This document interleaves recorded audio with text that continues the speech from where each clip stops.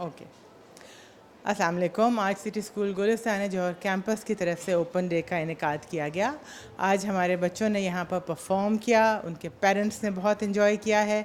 बच्चे हर तरह की तैयारी के साथ आए हैं। एयरपोर्ट का थीम हमें दिया गया था और बच्चों ने बेहतरीन एरोप्लेन्स, क्रू और पायलट का कॉस्ट्यूम पहनकर बहुत इन्जॉय किया।